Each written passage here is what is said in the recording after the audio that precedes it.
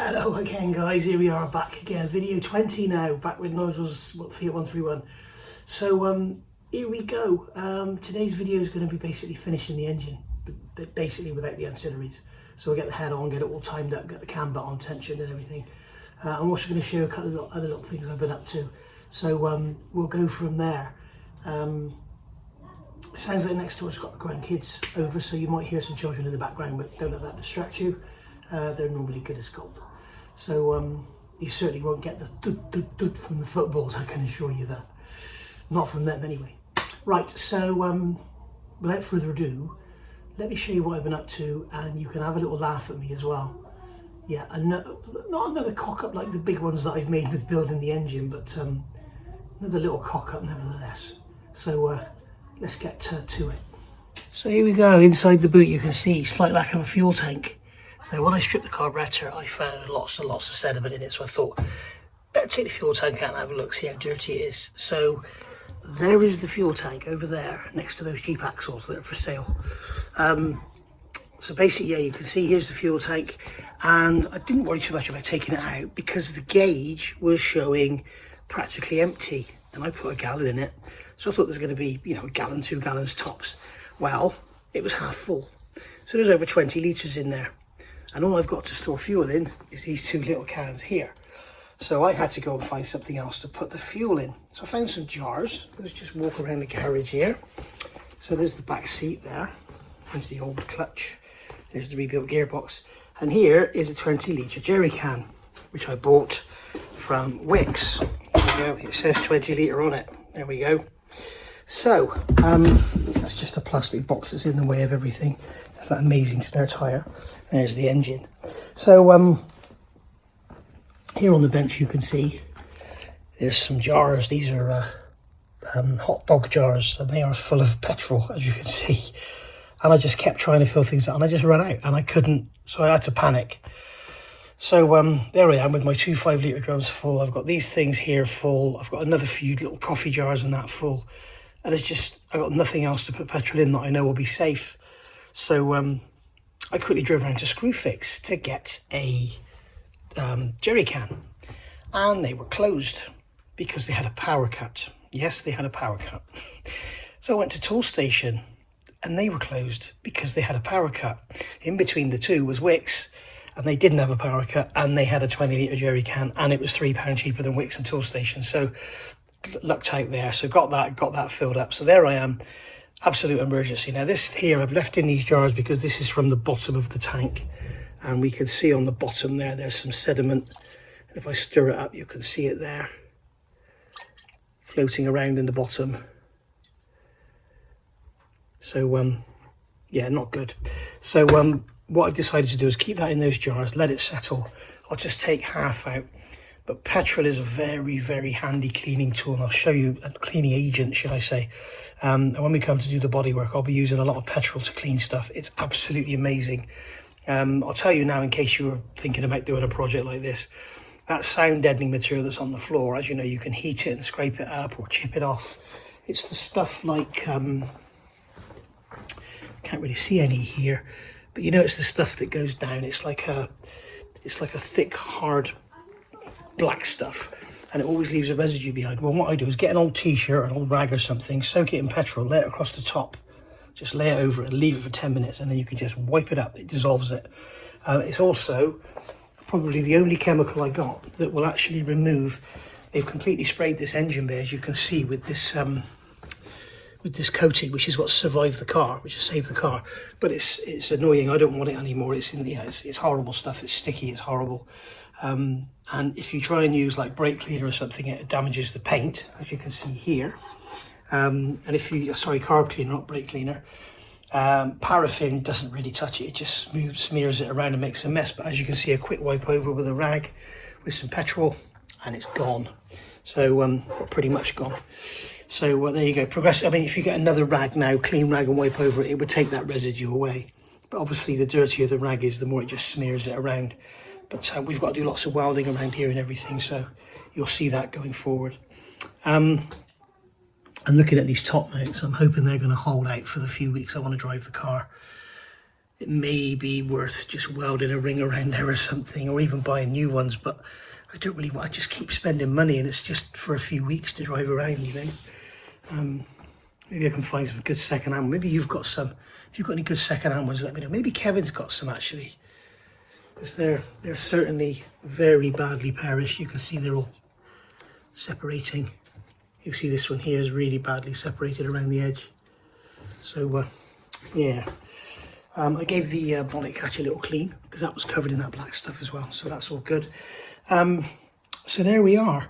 I've also ordered a Series 1 front crossmember. I found a brand new one on eBay for 90 quid. Thought, yes! So I've ordered that. That's coming apparently Friday. So that's come from, I can't remember if it's Turkey now. Turkey or Hungary, I can't remember now. One of those two places, I think. It was somewhere in Europe anyway. So yeah, really, really chuffed with that. So that really, it's brand new as well, it's new old stock. So, because this is the Series 3 cross member and it has different rack mounts. I think the rack is mounted lower down, and also it has different engine mounts which aren't as strong as the Group 4 mounts. On this one, the mounts literally bolt to the side of the engine and they sit like that. So obviously they can easily flex and stuff. The other ones are the 45-degree. I expect they changed them because it makes it easier to take the engine out. And fit to the cross member in the factory, but I don't want to use them on this car. I want to use the solid mounts from the Group 4 era. So there we are. The other thing I've done is remove the exhaust. If I zoom in here, you can see there's the exhaust under the back of the Land Rover. That was a complete and utter nightmare to get off. I don't know if you can make it out there as well. The reason I've taken it off, two reasons. One, I don't know if you can see that there, but there in the on the back box there, it's gone through. A back box is like 100 quid, so I'm just going to weld that up as best as I can because it was blowing and it sounded awful. I want this car to be legal, obviously, because it doesn't need an MOT, but I would imagine the police really look out for these cars and check you're roadworthy, so we've got to give it an MOT basically. And then there's the front pipe there, which is nice and solid and lovely. So yeah, all good. Zoom back out. So that's all good to go. So now I wanted that out of the way. I wanted one off so I could weld it up, and two, I wanted it out of the way because I want to bring the engine up from underneath, but basically bring the car down onto it. So the idea is to put the engine gearbox on this trolley, slide it underneath, the car will go high enough on my ramp, roll it underneath, and then bring the body down onto it. That is the plan. So you'll see all that as well, with the swearing as well, I expect. But I think that's going to be the easiest way to do it. If you remember, I didn't film it, but taking the engine and the gearbox out together was an absolute nightmare, getting on the right angle and everything. So there we go. It's just easier to just put it up underneath as they do in the factory. So there we are. That basically is that. So I suppose now what we need to do is start looking at getting the engine back together. One more thing here, guys, that really surprised me is the level of rust. Look at this filler neck. Look at the state of that. Half of it's gone. And you can see where it's fitted in the car. So that's more rust on the bodywork, but it doesn't matter because it's all coming off. As I say, if it all goes tits up and we don't turn this into a Group 4, then we'll have to repair this. But yeah. In fact, the arch is dented as well down here, so it may be a replacement wing job. But and it's also had a repair done on the rear. You can see here on that wing, you can see it's had some repair work done. So basically, poor old Italian thing that's been abused. But the other nice thing is I found underneath the back seat in there, I found some confetti. So it's obviously done a wedding run. So there we go. But I couldn't believe this. This rust here is unbelievable. So I might just weld a little tab on it or something just to help it locate. But it fits very. This end is just a push fit into the tank, and it's very tight. So I'm not really worried about it. And this top part is solid, so it won't fall through. It can't fall through that hole. But anyway, right. Let's get on the engine. All right. So here you can see we have a head gasket or two. This one is the one that came with the gasket set I bought, and this is for a 1600. You see it's got a larger bore. The one underneath, the gasket underneath there, is the 1367, which is a genuine Fiat gasket. I bought it from Italy. Now, I seem to remember in my Lancia Beta days that during sometime in the early 90s, it must have been the early 90s, late 80s, early 90s, they changed the head gasket design, and you can see they've got this red bead around here, and this is the culprit where the oil leak happened on this engine. And as you can see, it's sealed 360 degrees, and then when you look at the other side, it's the same. So I would ideally like to use this head gasket. I believe the change was made, and they also changed the head bolts to a higher torque. And I seem to remember they used to be 51 pounds-feet, and now they're 61 pounds-feet, as stated by the manual. Now this, the 1367 head gasket, which is here, has this ring around it, but it's not as pronounced. You can see that black colour. We've got the copper rings around the oil ways as well, but it's not as pronounced. It's not as raised as this red ring is around here. That gasket is also a bit thicker. I was tempted to use this gasket, but as you can see, the difference in the bore size would A, give me a reduction in compression, and this engine's pretty low compression already, but B, I'm worried that it might create like a hot spot, you know, because you can imagine when it's all pulled down and the head's pulled down, you'll have an area here between, you'll have the head face up here and you have the block face down here, so you'll have this sort of, instead of the bore coming up and then going into the combustion chamber, it'll sort of come up and there'll be this little cutout, and I'm wondering if that will be like a hot spot and it'll cause pre-detonation or something. So I'm going to use the 1367 head gasket. There's thousands of these engines going around without oil leaks, so we'll go for it. And it's a genuine Fiat gasket as well, so it can't be that bad, can it? We've also got over here, we've got the head bolts. Now, these are the head bolts that come out of the engine. Now, modern engines, as you know, have stretch bolts, and they're very thin and they stretch, and you use them once and you throw them away generally. With these, just use them again and again. What will happen with these bolts, they will stretch, and if they do stretch, then you have to stop, take the bolt out, buy a new bolt and replace it. As long as you don't run the engine, it's fine. Don't run the engine and then do it. The other thing they recommend is after a heat cycle is retorque them to 61 pounds-feet. Now, some people like to undo the bolt completely, or quarter of a turn, and then retorque it back up. Some people just go around and check them, retorque them, whatever, and then do the same after sort of, you know, after 100 miles or something. Just check your head bolts. They're easy to get to. You don't have to do any other dismantling, which is great. You know, some engines you have to take cam covers off and stuff to get to the head bolts, but with these, nothing. You may have to remove the air filter, I'm guessing, I don't know, maybe to get to a couple of them, but anyway. But what we do need to do to make sure these go on correctly is, as I've said on many occasions before, we need to oil them. So I've got my oil here and my brush. I'm going to put some oil on the threads, and I need to cough. Sorry, I'm using one hand to hold the camera and one hand to film, to do the oil. So I'm unable to put my hand over my mouth when I cough. How disgusting is that? And I'm going to put some oil on these threads. I'm also going to brush some oil up the bolts, because something I did find on this engine was that, as you can see on that one there, the bolts had corroded in the area between the head upper face and lower face. So I'm just going to brush some oil on them just so they have some sort of lubrication. So I'm going to turn the camera off now and carry on doing that, because you don't want to watch me do that, do you? And then we'll get the head on the bench and see where we go from there. Okay, so there we are. There's the cylinder head turned over. It's been kept covered up. I've given it a blowout. Don't worry about this here. I know you're looking in there and thinking that's aluminium swarf. It's not. It's where I've got in there and cleaned it up. It's just touched the aluminium surface and removed the thin brown deposit on there. So as you can see, we've got everything timed up correctly. The wheels are turned, so the marks on here, you can see there's one there and there's one there. They're in the correct positions. Okay, roughly we'll get them perfect.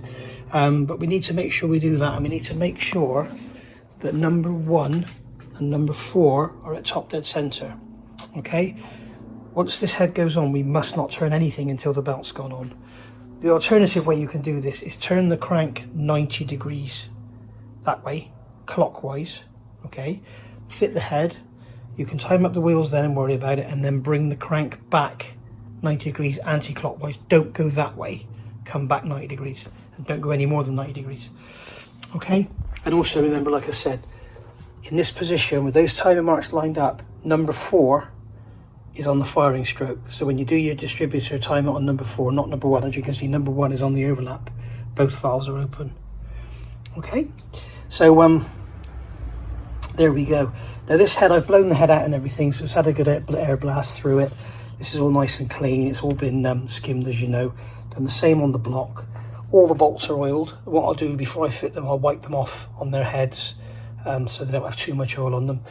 You can see here we've got the dowels. They're going to line everything up, so they can pop. We'll pop those in now, actually. We'll pop one in there. Really careful not to drop it down in the waterways. And then we'll pop one in there, like so. There we go. So that's one in there, one in there. Don't forget them, they're really important. And then these here, I've made these. These are actually from Land Rover head bolts. And as I said, you know, you use these once and replace them. So they're the wrong thread, as you can see. They're a much coarser thread. But I'm able to put them in just a couple of turns, just like that. And what they will do, I should have brought the engine forward. This is where the engine lives, up against the lathe. So I can put them in just like a couple of turns, and they're really long, so when I've got the head on, I'll be able to reach down and just unscrew them. And as you can see on the end here, focus, you can see here I've sort of put a 45-degree chamfer on there in the lathe, and then put a radius on there, and that's so that when we're finding the holes we don't damage the head face. You can see here when I've put the head on the block, you can see there's a scratch there where I've been on top of the dowel, so easily damaged. It doesn't matter in that location. And then this one over here, again, it doesn't matter, it's over there, that's absolutely fine. But you don't want to be damaging anything in this area here, for example, which is where we had our oil leak. So there we are. Right, now in the manual they state to put a little bit of grease on the head gasket. I'm going to get it out of its packet and see what it's like. I may give it a little bit of lubrication. It just helps it slide and settle down rather than tear. I could also put some grease on the faces, I suppose, but I may as well put it on the gasket. So we'll do that, and then we'll get the head onto the engine. I probably won't film that because it's going to be really difficult. I may stick the camera on a tripod, and if it looks any good then I'll show it, and if not then we'll go straight to the head being fitted. So I'll see you back in a bit. What I've decided to do, I've just given the head face, as you can see, a very, very light coat of oil. Also, some of you may not know, this is the best cleaning surface, best cleaning product known to man. Your hand wiped over that surface will remove absolutely everything. It is the best cleaner there is, because you've got all the little grooves and wee little pores and everything, and it just picks up everything. Whereas the engine, I've done the same, slight amount of lubrication on the block. It also helps when you come to strip the engine again, which I hope I never have to do, unless I'm turning this into a race engine, is basically, it makes the gasket easier to come away. If you remember, this was really stuck on the old gasket. The old gasket is up there. As you can see, it's got all those horrible little sticky areas on it that just all basically stuck in. You can see the marks here in the head face. So actually, as a matter of interest, I'm going to have a look at this gasket. Does it have that black? No, it doesn't. This head gasket doesn't have the black sealant around it. You see, this one's got the black sealant around the corners and the waterways and stuff. That's the same corresponding corner as we're looking at. So you've got there's that one, and there's that one. It doesn't have it. So there we go. Right, I'm going to get this head on. Okay, so as you can see, I've got the engine slightly tilted over. It's going to make it a bit easier for me to see the tops of these studs going into those holes, and hopefully I won't damage the face. The gasket's on there. We've got the alto word on there, which is up in Italian. So get the head on. Here's the final major part of the build, and this thing weighs a ton. So pick the head up like this, come over to the engine, and hopefully get it on to here. Kind of look down through the head holes and look for the end of those studs. There's one, and the other one should be right behind it. No. Wow, this is hard. Yeah.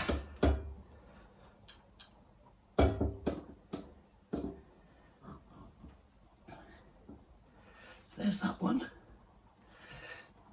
There we go. I think it's probably easier just to put it on the dowels, to be honest with you.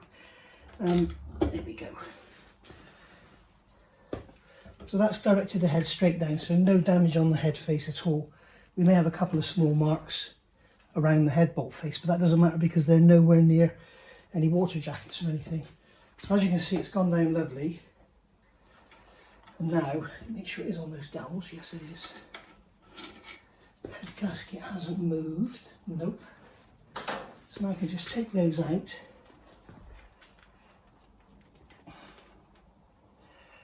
That one's a little bit tighter than the other one was. There we go.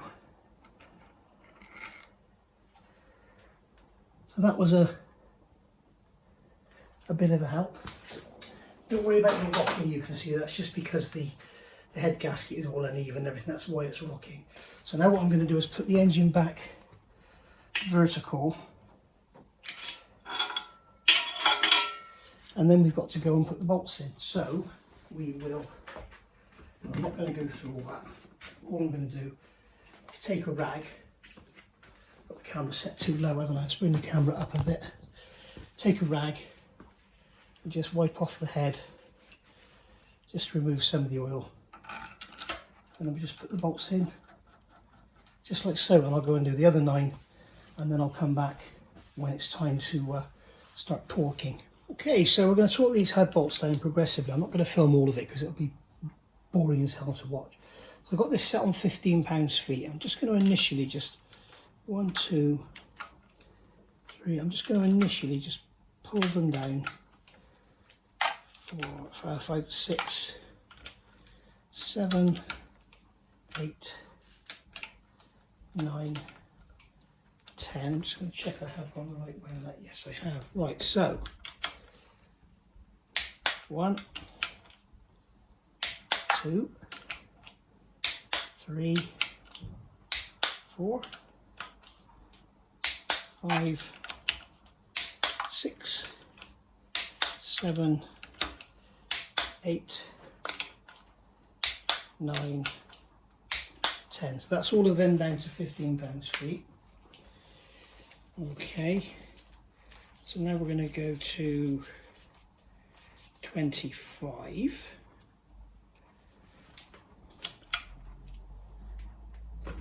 This is where the engine stand starts moving.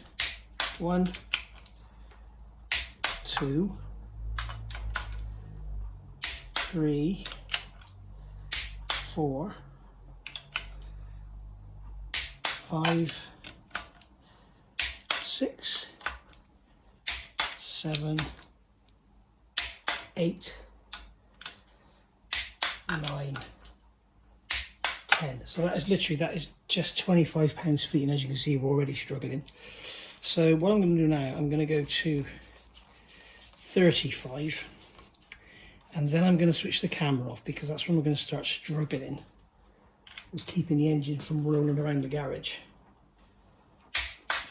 Okay, 1, 2. Remember, these all these bolts are oiled. That's, you can see this is why it's so smooth. 3, 4, 5, 6, 7, 8, 9, 10. There we go. Right, we may end up having to leave the final torque down of the head until it's in the car, because I don't like putting too much stress on these mountings, I must be honest. So I'm going to turn the camera off now. I'm going to finish off. That's 35. I think I'll go to 45 and then I'll go in for the 61. Okay, I'll go to 55 and then 61. So I'll see you in a bit. So then now for the final segment of this video, we're going to fit the tensioner. We're going to fit the crank sprocket for the cam belt. We're going to fit the front pulley, the nut. There's the other parts of the tensioner there. And then we've got the belt itself. It's a Gates power grip belt, the best belt. So you can see on there the instructions on how to fit it. I'm hoping it's the right belt. It does say down here, if I can get out the reflection, 131 1.4, but I would have thought the 1.6 would be longer because I think it's a longer stroke. I can't remember now, I think it's a taller block. We shall see. 144 teeth apparently, so 144 teeth by 19 wide. There's the part number, so we'll see in a minute. Now, we do have a problem. This is a 38mm nut. This is a 38mm socket. Well, it's 1.5 inches actually, but it's very, very close to 38. And as you can see, it's 3/4 drive. Now, in the past, what I've done is made up a 1/4 inch piece of steel and wrapped it around a 1/2 inch drive so that I can use my 1/2 inch drive torque wrench on the 3/4 drive socket. Unfortunately, I've lost it. It was obviously in a socket and it's fallen out somewhere, and I've swept it up, so I'm gonna have to make another one, or buy a 1/2 inch drive 38mm socket, which I probably don't want to do because it'll probably be lots of money. So so there we go. So what I'm going to do is put all this together on the camera for you, show you how it all goes, show you how to fit the belt, show you how to tension it, which way it needs to go and everything, and we'll go from there. And that'll be it for this video once we've done that. So stay tuned, I think you'll enjoy it. Oh, this old screwdriver here, that's for pulling the, we're going to lever the tensioner over. I use this old screwdriver for all sorts of stuff, as you can see, including stirring paint. So that was used yesterday for hammering into the joints of those exhausts to try and get them apart. Those bloody bastard things over there. Anyway, right, I will, if you're wondering what that sheet's doing on the driveway, Dottie's water bottle is there, and she's taken on this little habit. What she likes to do is walk up to a water bowl and just tip her nose up under the edge and flick it up. And I just filled it up, and she flicked it up and water went everywhere. You can see there's still some water there, and it soaked that sheet which I've got on the floor for her to lie on. Oh, she's a little cow, she is. Right, let's get the camera on the tripod. Okay, so it's proving a little bit difficult to get the angles here, because if I put the camera on the side, you can't see what I'm doing. If I put it too far back, I'm just in your way all the time. So I'm just holding my t-shirt there. Look, I'm slowly getting through these 4 t-shirts. So first things first, I'm going to put the crank sprocket on. Now, it's a dry fit, but I don't want it to corrode in there, so what I'm going to do is just paint a little drop of oil onto here. Okay, and that will help avoid any corrosion. I'll put some on there as well. We've got a great big woodruff key on. If you're wondering about the timing, I did that before I fitted the head. I used a clock and found top dead center. Roughly, generally what you would do for top dead center is you'd have a pulley on here. You'd mark the pulley, 20 thou before top dead center, mark the pulley 20 thou after top dead center, the line dead between those 2 marks, that's your top dead center for a race engine. For this, we're just using pointers. We're going to be a degree or 2 out anyway, because it's just how it works out that way, because we don't have any adjustability in our pulleys. But for this, all I've done is brought it up, brought it back, brought it up, locked it, and it's roughly top dead center. So they tell you in the Haynes manual to put the plastic cover back on because you've got the mark for top dead center. We don't need it. So that is a very snug fit on there. So I'm just going to gently tap that on. What's probably happened there is the woodruff key is just tipped slightly, because there you go. See, it's easy now. So that's what's happened. The woodruff key is just tipped slightly, which is the best way to go. Now I can just slide that around. So that's on there nice and secure. Okay, so now we need to fit the idler. Now the idler consists of the idler itself, which is here, and that is going to go over, I've got to use my memory banks now, that has got to go over here. So what I'm going to do, the back of this sits against the front of the block. Now that is a perfect place for corrosion to set in. So what I'm going to do is grab my oil tub. I'm unprepared, I don't know if you can see what I'm doing, I don't think you can. I'm just going to put some oil on the back of here, just to save it. We don't want so much that it's running off everywhere, we just want a little bit on there to stop it corroding. Because remember, this car will be stood, if I don't get it sorted in the next couple of weeks, it's going to be stood through the winter. We don't want it corroded. We've got this special washer on the front as well, so this is going to go on here. Then we've got this, again I want to put some oil on this thread. I'll put a drop of oil on there as well. Okay, and then so this is going to go in onto here, and then this bolt is going to go in, and that is going to hold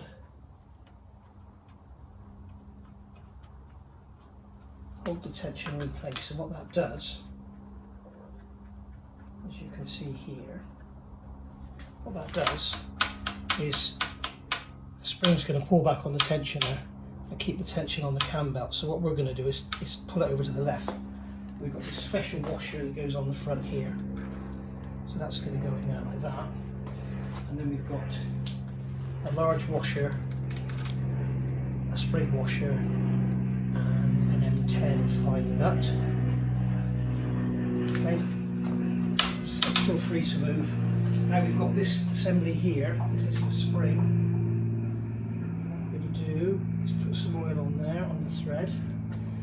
So the spring is going to go in there and onto there. Okay, and then we're going to take this and push this in. It's very difficult for you to see, I know guys, but don't worry about it. I've got to get it lined up with that bolt hole. Just pushing it in. Here, I've remembered. Put it together like this loosely, okay? Don't do the bolt all the way up. Leave a bit of slack so the spring's got a bit of flexibility in it. And then what we can do is pull the tensioner over, put a screwdriver in that hole, and pull the spring over, and then slide the screwdriver out, and that's in there then. And then we can tighten it up. Make sure you've got, that spring's going to pop into the groove now, there we go. Make sure you've got a few threads in there. Don't have it so it's only a couple of threads, because otherwise you'll rip the threads out of the block. So that could be tightened down now. We're not going to tighten that down because we're going to leave this to pivot. What we've got to do is take our 17mm spanner on here. Okay, we're going to slacken this off.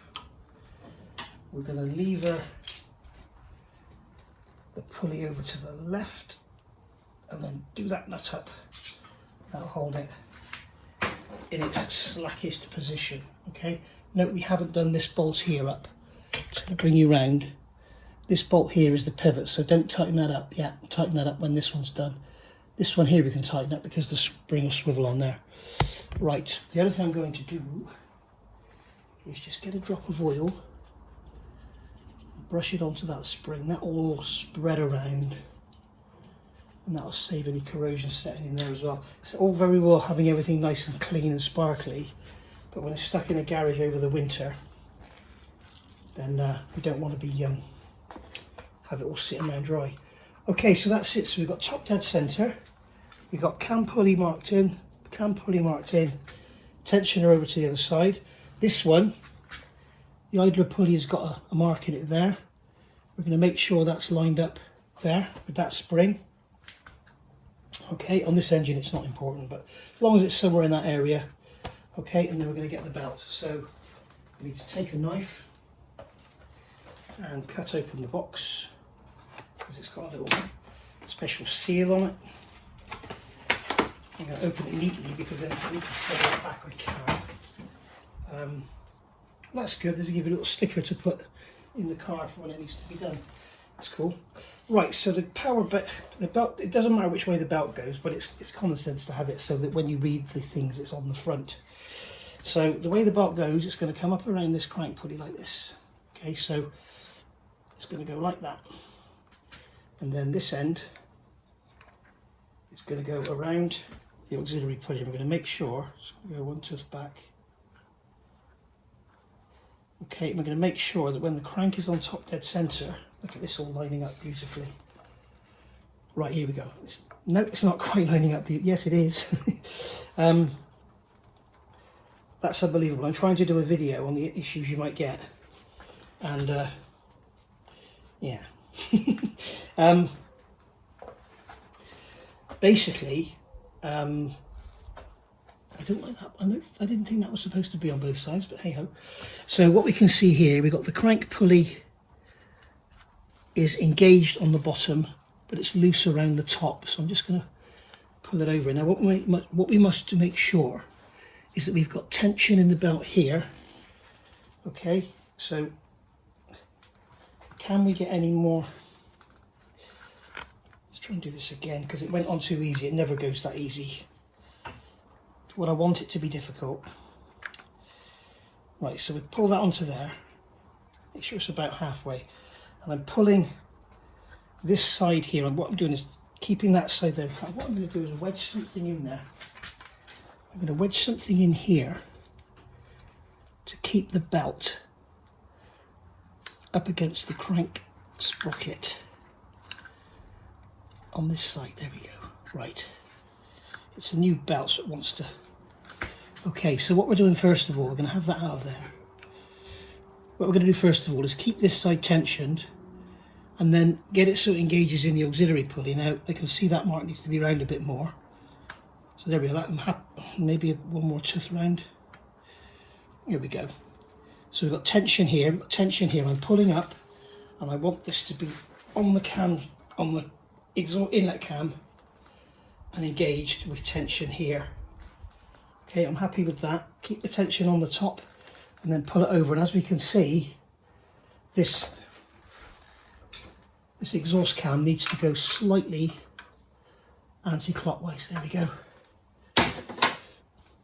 Pull the belt around, keeping it on that crank pulley.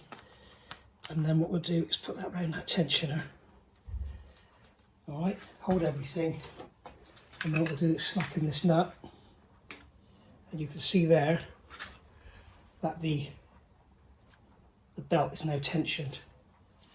Okay, so I'm going to leave that nut loose. I'm not going to tighten that nut. Remember, this bolt here, do not tighten that bolt up. So what we're going to do now is fit the crank belt pulley. I'm going to put some oil on it, just to keep back the corrosion. Remember, if this is a daily driver, you don't really need to worry about it because they're getting used all the time. But when they spend most of their life parked up, I've actually got some paint in there. I need to get rid of that. Okay, so I've cleaned that board out. That was my bad. That was bad preparation on my part. I should have done that as soon as I painted it. So that'll just slide over onto there now, just like so. Okay, and then we can fit this nut. And that's got to be torqued down to 86 pounds-feet. Now I can't do that at the moment because I can't get my torque wrench into it, and I can't lock the rear end because I can't get in there. So what I'm going to do is with that on there like that, I'm going to grab a nice mallet and crack it just like so. And that'll be enough to hold that down. So what we've got to do now is turn the engine over. Going very gently. If you feel it stop, then stop and check the markings. You've done something wrong. So we've got to turn it over 2 full turns. Okay. Until we get back to top dead center. Right, now you can feel top dead center if you use something like this paintbrush. Okay, I can stick that in there. And I can feel top dead center. This is accurate enough for an engine like this. It's not accurate enough for a race engine. But when you're just looking at marks, that you could be half a tooth or a tooth out.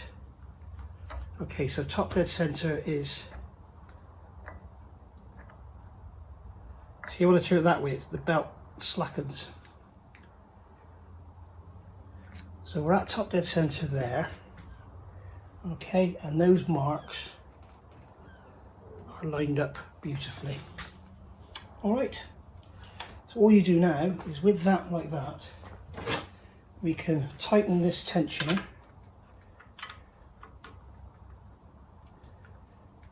Like so. And then I'm going to go over another 2 turns. So there's 1. And there's 2. So we can, if you want to put the plastic cover on, you can, and use the timing marks on that, but you can imagine that's not as accurate as doing this. So I can feel piston stop, and then start to go down again, so I come back up. There we go, our marks are all lovely. So there we are, that's that done. Right, I will see you all for the next video. I'm not sure what we're going to do on the next video, because I'm probably not going to bore you with filming ancillaries, but we've also got to tighten that and that there.